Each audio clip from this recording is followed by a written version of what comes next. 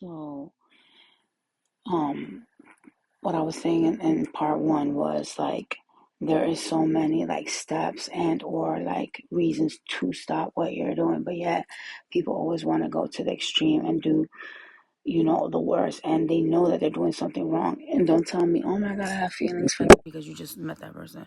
So you have no real attachment to that energy. There is no real reason why you would physically sit there and do that, cheat and not consider what you're doing is going to hurt somebody, because what it is that people generally focus on being selfish. People generally focus on like, I want, how can I get? And they don't think of like who they're hurting.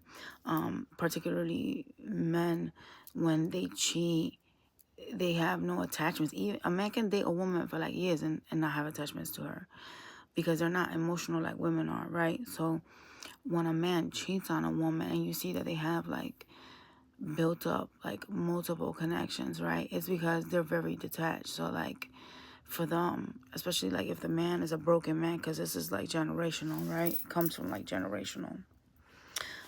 If a man is a broken man and he feels like the only way for him to get attention is by him having multiple women, the man will literally like sit here and gaslight everybody that he deals with simply so that he could be relevant, because his main objective is, remember, to be selfish.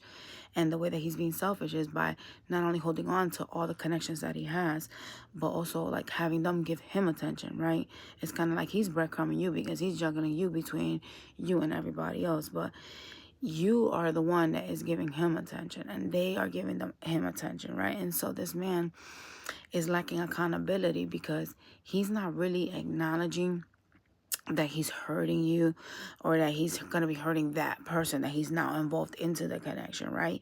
What he's doing is he's saying, well, the more the merrier, that type of stuff. And I feel like society is doomed simply because of social media. There is so much that is being taught out here by men that are toxic, that are broken, that have unrealistic societal norms. And when these men come in and they see these people like Tate, for example, or like, this guy, what is it, Myron, that talk shit about women, they lose themselves in the norm. Even like in a lot of like cultures, right? You have men that they treat their women like queens, but yet it's always got to be one weirdo that tries to make it seem like it's not okay to treat your woman like a goddess.